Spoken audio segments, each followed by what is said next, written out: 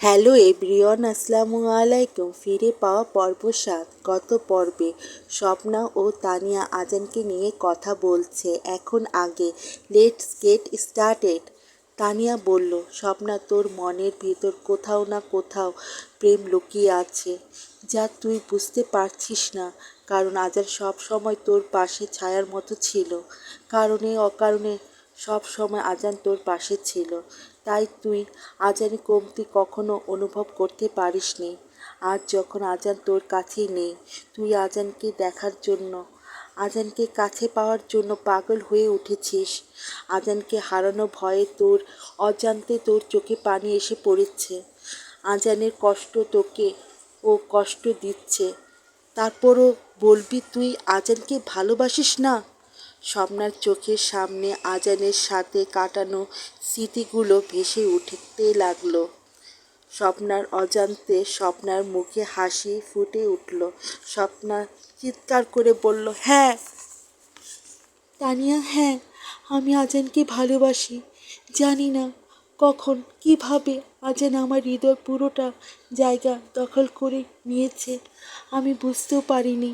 আজান আছে তো আমি আছি, আজান নেই যেন আমার পুরো পৃথিবীটা অন্ধকার হয়ে গেছে।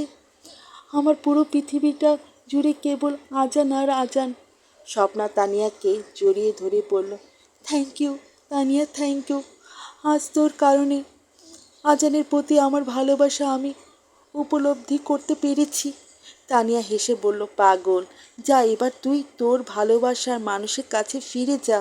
তুই তোর মনের কথা গিয়ে আজানকে বল। স্বপ্না তানিয়ার কথা শুনে বলল, হ্যাঁ তানিয়া, তুই ঠিক বলেছিস।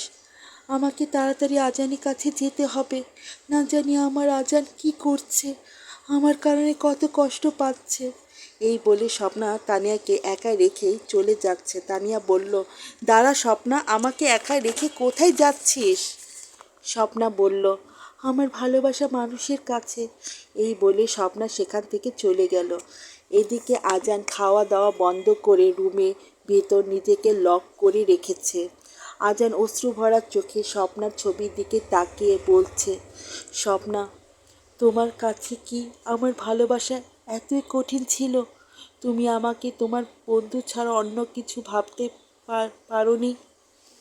তোমার হৃদয় কি আমার প্রতি এক বিন্দুও ভালোবাসা জাগরিত হয়নি?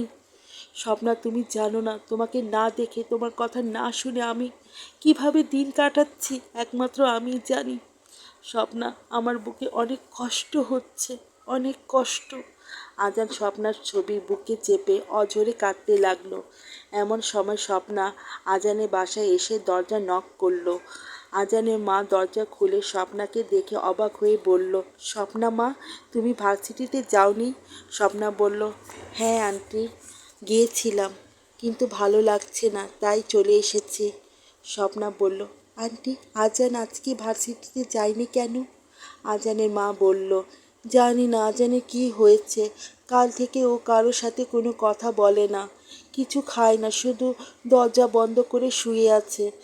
আমি কাল থেকে অনেক ডাকাডাকি করছি, আমার কোনো কথায় কোনো সাড়া দেয়নি।